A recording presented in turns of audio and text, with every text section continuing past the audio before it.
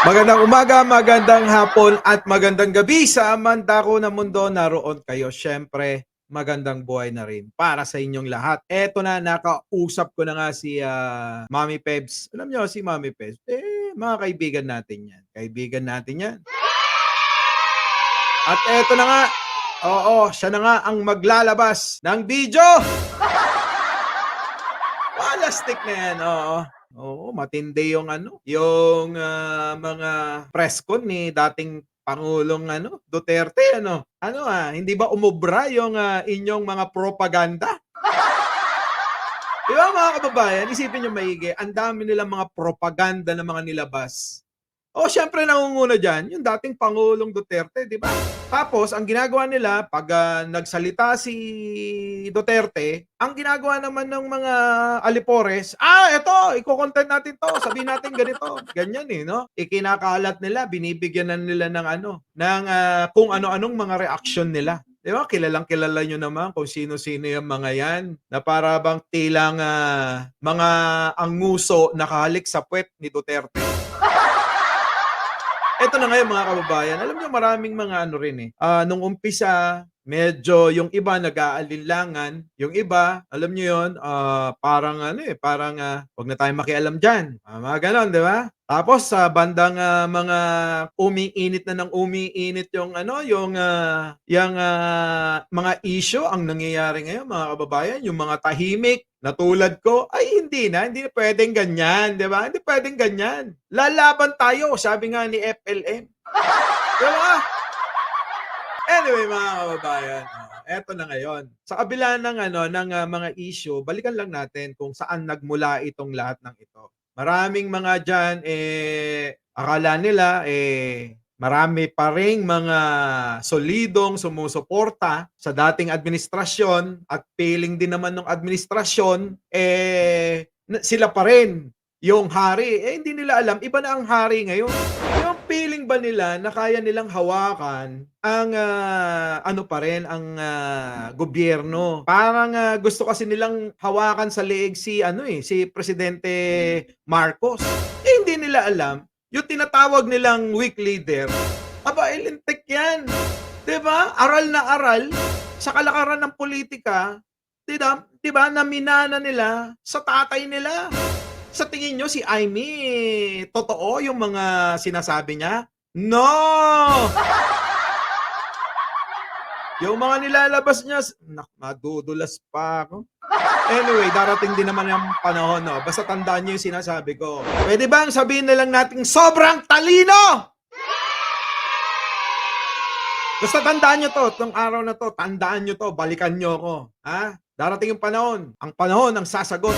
Nakakapagtaka kung bakit biglang parang kumambyo bigla itong si dating Pangulong Duterte, 'di ba? Pansin niyo na biglang, sinasabi niya na ang, Pangulong Bongbong Marcos, wala namang, magagawa diyan sa ICC dahil wala pa si, Presidente Marcos, ay nandiyan diyan na ang ICC. So ibig sabihin mga kababayan, itong ginagawang pambabatikos ng mga nasa kabilang, opinyon, ang ginagawa nila kasi ang binabatikos nila ang Presidente Marcos, na ang, dating pangulo na mismo nagsasabi na walang kinalaman, walang magagawa si Pangulong Bongbong Marcos. So anong silbi ngayon ng inyong mga pambabatikos sa ngayoy kasalukuyang pangulo? So ibig sabihin niyan mga kababayan, bumabato kayo sa maling tao. Oh no!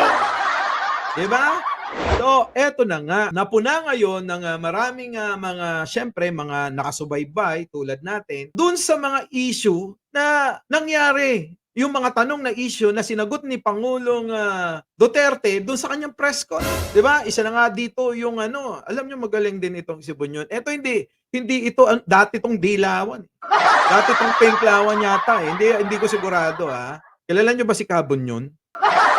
Eto maganda yung sinabi niya, Tingnan ninyo, Kabunyon, pasok. Si Duterte, dahil hindi na siya nakakapagprograma sa SMNI at wala na yung kanyang gikan sa masa para sa masa, suspendido ng MTRCB for 14 days. Kahit patapos na yung suspension ng MTRCB, sinuspende rin yung SMNI ng 30 days. So ngayon, hirap si Duterte na ipaabot yung kanyang mga gustong sabihin. Yeah. Mahirap kung hindi na pinag-uusapan si Duterte. Correct. Lalong hihina ang kanilang pwersa sa politika. At nararamdaman na ni Duterte ang tama na yan. Di ba? Ganito yan mga boss halos pare-parehas kami ng opinion na talagang ramdam na nila. Dahil akala nila isusuporta sa kanila ang taong bayan. Diba? Yan yun mga kababayan. Nakakala nila alam nyo yun, yung simpatya ng mayorya sa taong bayan, sa mga politiko, no? Lalong-lalo na dyan sa Kongreso. Yung inyong mga mayor na ngayon binabanatan niya, siguro dahil binabanatan niya, hindi na sumang-ayon sa kagustuhan niya. Kaya na ngayon, mga kababayan. Ang pag-akala niyang mahal pa rin siya ng taong bayan, wala na mga kababayan. Ang mga tao ngayon, alam nyo, matatalino ng mga nag-uobserba. Diba? Hindi na yan yung mga dati na kung ano na lang yung napapanood nila sa mainstream media, yun na lang yung pinapaniwalaan nila. Kung ano yung naririnig nila doon sa transistor radio nila sa mga probinsya nung araw na hindi inaabot pa ng smart TV na ngayon grabe na. Pati yung mga nasa bukid ngayon may cellphone na. Mga kababayan, nakikita na nila, nagmamatsyag na yung mga yan. Diba? Unti-unti nang natututo ang sambayan ng Pilipino. Alam nila yung mga propaganda at hindi. Diba? Tulad yan mga kababayan, isang example ng propaganda nila na hindi umubra. Yan, yung pulburon issue. Mamaya papakita ko sa inyo yung video. Yung totoong video. Diba? Ngayon, mga kababayan, eto naman, isa pa, yung distab na kodita na kung ano-anong binabalita nila na daw itong mga dating mga opisyal at mga nandiyan ngayon na nakapwesto pa ay nagbabalak nga, no, yung tinatawag nilang manifesto, di ba? Binabalak daw nila na pababain itong kasalukuyang presidente. Dahil nga daw, alam nyo kung anong dahilan, nagpupulburon. Kung saan napatunayan, fake news pala. Anak ng pating na yan, mga kababayan. Diba? Tama naman ito si Cabunyon, no? Na dahil dito nawala yung kanyang kanyang platform, hindi tuloy makapagsalita itong si Duterte, maging si Pastor Kibuloy na dating alam niyo yung konting salita lang para bang gasolinang sinisindihan 'Di ba? Si Kibuloy, ganyan yan, maka-react kagad yan. Siyempre may sariling platform. Kaya lang nasuspinde. Pagkatapos suspindihin ng 15 days ng MTRCB, sinundan naman ng NTC 30 days. Kaya nahihirapan sila ngayon at malaking pera, syempre yung nawawala kay Kibuloy. Simple, di ba? Tuloy na nga natin to si Cabunyon. Ang nagagamit sana ng mga DDS, kahit ni Digong, na platform ay yung SMNI. Yung TV network at radio station ni Kibuloy, SMNI, at sa sa radyo yung DCAR. Ang problema, sinuspindi nga ng MTRCB yung mga programa nila, pati yung SMNI sinuspindi naman ng NTC. So ngayon si Marcos, si Kibuloy, naririnig nyo pa ba si Kibuloy nagsasalita? Di ba tahimik? Yung dating mayabang na Kibuloy, tiklop. Yun! Dati, kunti-kunti lang magkokomentaryo si Kibuloy. Ngayon wala, di ba? Weather lang talaga, mga kabunyog, mga kababayan. Tama. Tahimik si Kibuloy. Ang nagsasalita yung kanyang mga abogado na nahihirapan na rin ipagtanggol ang SMNI. Si Roblek Suplico at saka si Tolentino. Totoo yan. Nagiging katawa-tawa tuloy itong dalawang abogado kapag nagpapaliwanag, katatanggol ng SMNI. Sila Silis at Madoy, parang mga aso pa rin na kumakahol.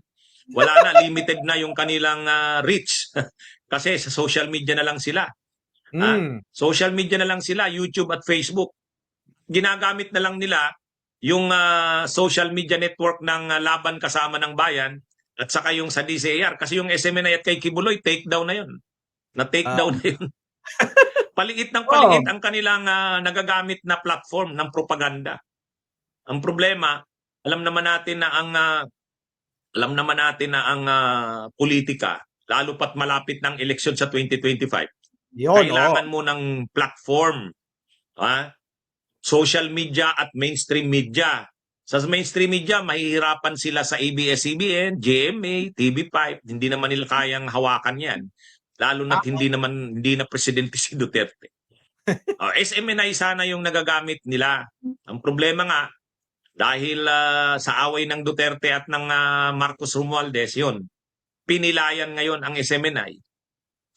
Pati siyempre yung hindi lang yan sa politika, kahit yung religious, yung kulto ng relihiyon o sekta ni Kibuloy, na Ah, pakinggan nyo to mga kababayan, ha? Pakinggan nyo to yung sasabihin niya. Siya nagsabi niyan. Oo. Oo, ha? Siya nagsabi niyan. Ito, ha? Pakinggan ninyo.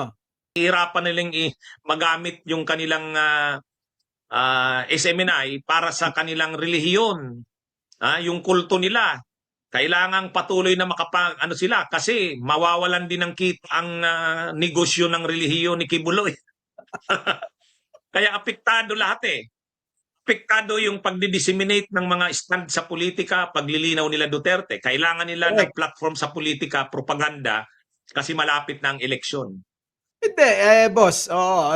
Tama naman yung sinabi mo. Kasi mas pinaniniwalaan ng mga tao pagka galing mismo kay Kibuloy at saka kay Duterte. Di ba? Oh, pero ngayon mga kababayan, wala ba silang tiwala sa mga alipores nila? Hindi. Hindi ba kaya? Oo, hindi yata kaya ng mga alipores ni Digong at ni Kibuloy na ipaliwanag sa mga platform ng mga alipores nila itong mga issue na gusto nilang iparating sa mga tao. Ha? 'Di ba? Ngayon, mga kababayan, yun na nga, akala nila uubra, tulad ng sinabi ko sa kanila, feeling nila, sila pa rin ang hari. Sunod-sunod ang mga negative na mga issue kay Sara, sa Duterte. Kailangan nilang masagot yan. Tit for tat. Hindi lang yan. Yung relihiyon ni Kibuloy, ewan ko kung relihiyon yan. Yung cult. Teka, bago tayo pumunta dyan sa reliyon, ayun, di ba? Kasi nga, pinagtatanggol nila si Sara, na kailangan nilang sumagot. Kaso hindi naman pagsagot yung yung ginagawa nila mga kababayan eh. Kung hindi yung sinasabi natin na lagi na ibinabalik nila yung mga tanong eh. Na parang bakit ikaw, 'di ba? Meron ka rin namang confidential fund, 'di ba? Meron din naman kayong pondo na hindi nyo pinapa-audit sa COA. 'Di ba? Ganon, 'di ba? Meron pa. Bakit ikaw Martin Romualdez? 'Di ba ikaw ay gumastos ng 1.8 billion? Fake news din. Alam niyo mga kababayan, yung mga kritiko ngayon, kahit na nga fake news talaga yung kanilang binabalita, sige pa rin. Makapanira lang. 'Di ba? Hindi ko kinakape, ulitin ko, hindi ako maka-Romualdez dito, ha? Hindi ko rin siyang gustong maging presidente, ha? Tandaan niyo yan, baka sabihin ng iba, tambaluslos, ganyan. Hindi ko siya gustong maging presidente. At lalong-lalo na, hindi ko rin gusto maging presidente si Sara. Bakit kanyo? DepEd nga, hindi niya maayos. Buong bansa pa kaya. Diba? Kayo na bahalang humusgat, kayo na maniliksik. Kung naaayos niya ba ang Department of Education, bagsak na bagsak nga tayo. Diba? Ngayon, mga kababayan, tuloy natin itong sinasabi. Alam nyo kung ano yung teka muna, bago ko makalimutan. Di ba si Sara nagkaroon ng issue? Pagdating doon sa confidential fund niya. Anong ginawa nitong si Kibuloy at si Duterte? Hindi naman sinagot yung confidential fund eh. Yung issue na yon kung paano ginastos yung 11 araw eh. Alam nyo kung ano yung sagot? Yun na nga. Batikusin ang pamumuno ni House Speaker Romualdez. Batikusin yung mga kongresista. Ayun, nagsilayasan lahat yung kanyang kaalyado 'Di ba? Biruin mo 'yan, batikusin mo yung, Kongreso, di damay-damay na lahat. Kaya ngayon mga kababayan, yun na nga yung sinasabi rin ni, ng marami, hindi lang si Cabunyo, hindi lang ako, na talagang, wala na, pahina na ng pahina, pababa na ng pababa yung mga naniniwala sa kanila. Bakit? Isa pa 'to ngayon na malaking issue. Eto ngang issue dito sa pulburon, 'di ba? Na ngayon, si Duterte mismo nagsabi na wala 'yan, hindi totoo 'yan. Oh, paano ngayon 'yan? Oh, ano na lang, alam niyo kung ako, ano na lang kaya mukha kong ihaharap ko sa inyo kung saka-sakaling na panay ang birada ko. Meron, nakita ko, 'di ba? Nakita ko. Eto na nga mga kababayan, napahiya na silang kakapal ng mga mukha. Talagang pinipilit pa rin. Alam niyo yun, pinipilit pa rin nilang, pangatwiranan yung alam nilang mali. Mali na, talagang pinipilit pa rin nila. Oo, sige pa rin na ilusot yung pagkakamali nila. Hindi ba puwedeng humingi ka na lang ng paumanhin? Hindi ba puwedeng, mag-sorry ka na lang, 'di ba, para matuldukan na yung issue na yan? Kailangang magamit nila yung kanilang SMNI para sa kanilang donasyon, saka Ay, mga pagre-raise ng pondo ng hmm. kanilang ng kulto ng relihiyon nila. Grabe, kulto ba talaga? Mga kababayan, ha? Maapektuhan ang kabuhayan ni Kibuloy. Ang kabuhayan ni Kibuloy, kulto ng relihiyon. Naku! So Oy! Oy, mabigat na paratang 'yan, Oy, mapasintabi sa mga kaibigan nating, mga nasa SMNI. Oo, si Kabunyog itong Kabunyog ba itong, nagsasalita, hindi po ako. Ha? Hindi po ako. Oo. Aba'y kulto pala itong SMNI, sabi ni Kabunyog. Yan na yan, alam niya. Oo, sabi ni Bichiwits matagal na. na ngayon, Hmm. kailangang maibalik ang SMNI.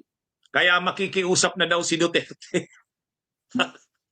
Ang sabi dito, indirectly daw makikiusap. Hindi natin alam kung paano yung indirect na makikipag-usap. Ito, just in, former Oo. President Rodrigo Duterte said in a press Yan. conference with the Davao media on Saturday evening that he Ah. would like to talk indirectly to President Ferdinand Bongbong Marcos Jr. on the investigations with SMNI channel. Open quote. Ang concern ko lang ngayon is to help my friend, si Pastor Kibuloy. Dahil sa totoo lang, itong East NTC, wala naman silang nakita. They have not come up even an allegation of any wrongdoing, Duterte said. Yun. 'Di ba? 'Yun na nga, Eto sabi ni Bente 'no, sino ba nagsimula ng cocaine issue na 'yan? 'Di ba si Digong din? Bago pa lang eleksyon sinabi niya na 'yan. Oo nga. 'Yun na nga yung pinagkone-konekta ng mga kaibigan natin, Huwag magsalita ng masama, Ano naman pala? Ganun Hmm. naman pala, makikiusap naman pala kayo. Nagyayabang pa kayo na lalaban kayo sa administrasyon. Sus, 'Yun na nga, yung, kasi sinusundan sila ng mga alipores nila, na alam niyo 'yun na kung ano yung gawin ng leader na nakamulatan natin. Tulad ni, ni Duterte, 'di ba? Tulad nung ibang mga vloggers din na sumusunod sa kanya. Oh, 'di ba? 'Yun ang, ginagawa nila. Lalaban, 'di ba? Lumalaban sila, binabatikos nila ang, gobyerno, kung ano-anong mga fake news yung pinagsasabi nila. Ayun, mga kababayan. suwag-suwag kayo sa administrasyon eh. Hmm. Susuwag-suwag kayo kay Romualdez at Marcos Jr. eh. Sila na ngayon ang hari eh. Tapos na ang panahon niyo Duterte eh. Mayabang pa rin kayo eh. 'Yan! Sobrang tumambatikos at kita mo, wala na kayo sa administrasyon, mayabang pa rin kayo, 'di ba? Mayabang, gano'n, Kapag inaatake na kayo ngayon, apektado yung propaganda nyo, yung mga istasyon nyo, apektado yung kabuhayan ni Kibuloy sa kulto niya ng relihiyon. Oh. Apektado lahat eh. Oh, Hmm. ngayon nakakaramdam na sila, tinatamaan na. Kumbaga, iniinda. Yun ang tamang termino. Iniinda. Oo. Iniinda na nga ng, kampo ng, Duterte yung, nangyayari ngayon. Bakit? sa panawagan ng kudita, walang hindi naging matagumpay. Sa pagpapakalat ng mga fake news, 1.8 billion. Ulitin ko hindi po ako makarumualdez Yan. Susunod na mga araw, yan na ang babanatan natin I-expose na natin yung mga yun Tingnan nyo mga kababayan 1.8 billion para siraan yung speaker Romualdez. Yung pagdodroga ni Pangulong Bongbong Marcos kasama si First Lady, fake news pa rin. Di ba? So alam niyo yun na talagang kung pagdudugtong-dugtongin ninyo yung panalo ni Bongbong, bago pa lang nung eleksyon, nakasuporta yung mga yan. BBM! Oo. Bagong Pilipinas, bagong mukha, BBM! Ganon di ba? Ganon yung mga yan. Yun lahat yung mga nagiging kritiko. BBM tayo! BBM! di ba? Magkakasama pa kami sa kampanyahan May mga picture pa di ba? Ang ending pala, yung iba naming mga kasama, inaasahan, posisyon sa gobyerno. Anak ng pating na yan, Gumagastos tayo ng sariling pera natin galing sa bulsa natin. Tapos ang ending pala, yung ginagawa ng iba naming mga kasama, sipsipan dito, sipsipan doon. Nung nakita na may napaboran na isa, nagwawala na. Pambihira na yan mga kababayan. Ngayon, makikiusap.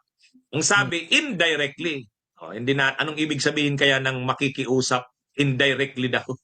Pero ang importante diyan, inamin na ni Digong, makikiusap siya. Marunong palang makiusap di ba?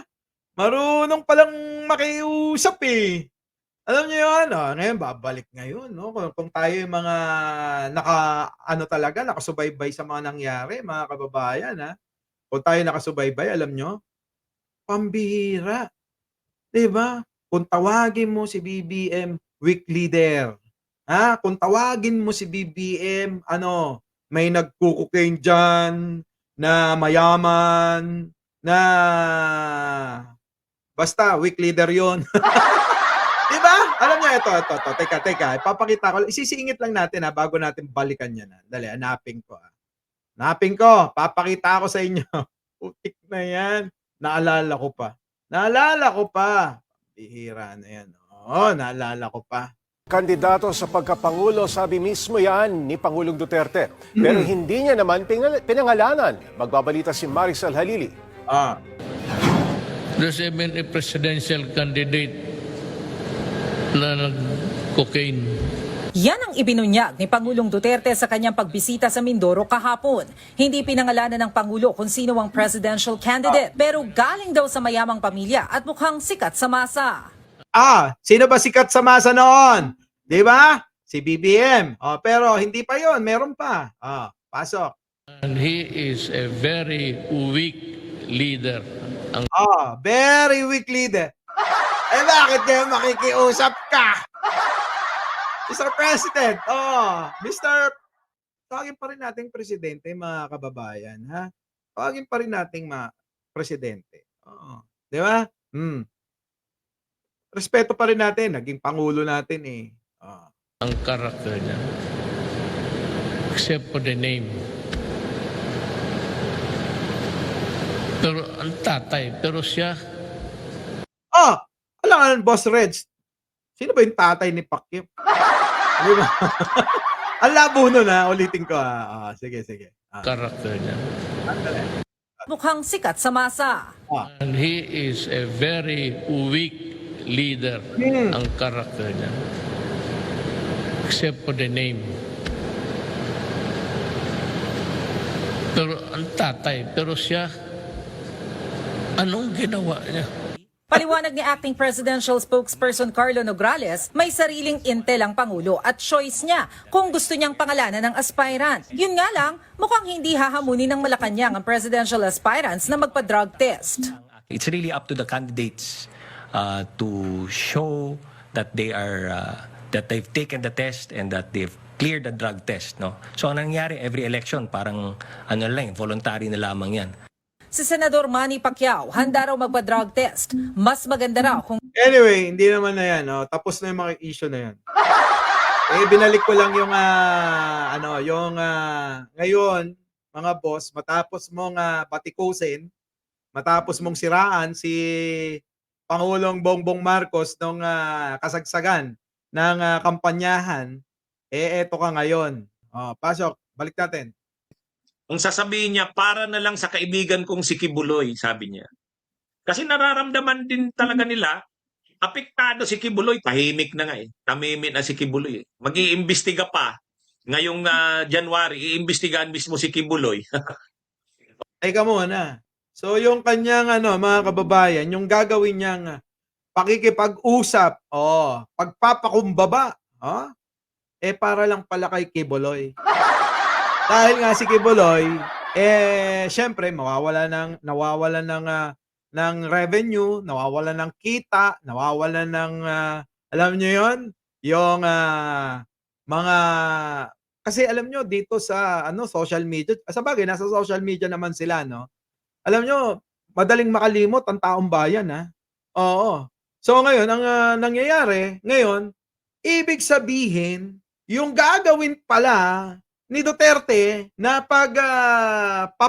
hindi naman natin masabing pagpapakumbaba. Pakikiusap. Alam mo 'yon? Ipapakiusap niya si Kibuloy. Mga kababayan, Mr. Former President.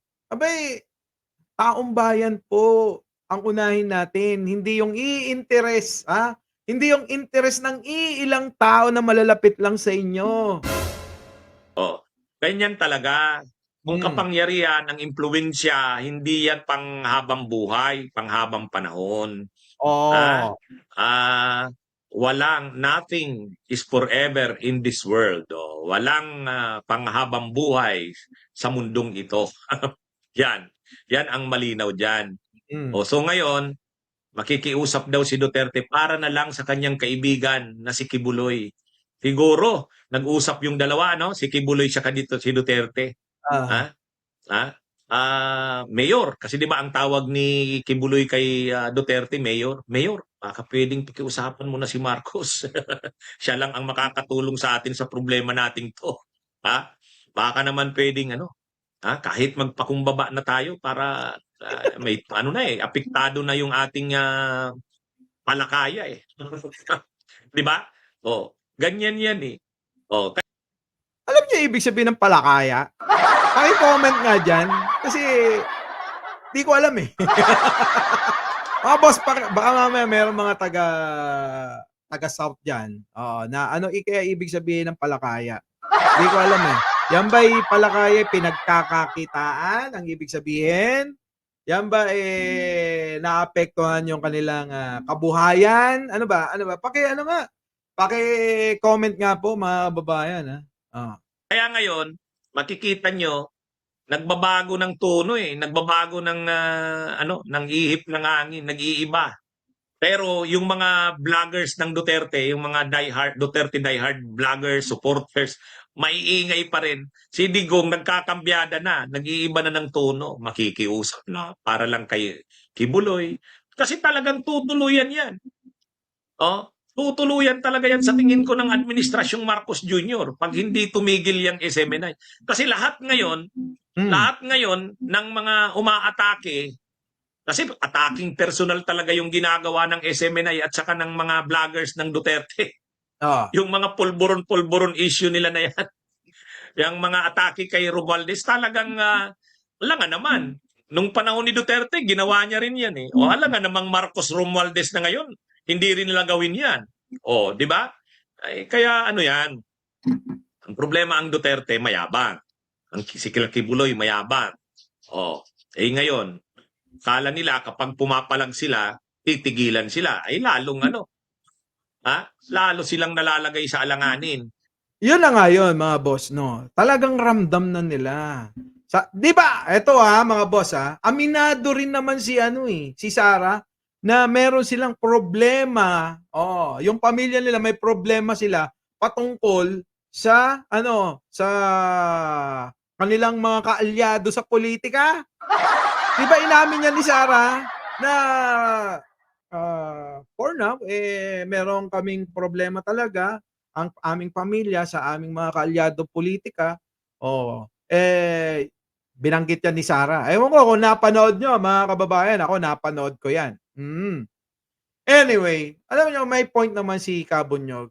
Kasi, mga kababayan, mapadilawan, kaalyado, o kasama ngayon sa politika, kaibigan sa politika. Alam nyo sa politika, bago po ako huminto, ang sinasabi ni ni Sara, na ganun nga may problema sila, may problema, 'di ba? Normal lang ho sa politika na yung kakampi nyo ngayon bukas sa susunod hindi nyo na makakasama. Kaya walang pagkakaiba sa mga vloggers, sa mga sumusuporta na ngayon, kakampi nyo ngayon, kasama nyo dyan sa comment section na, BBM kami, BBM kami.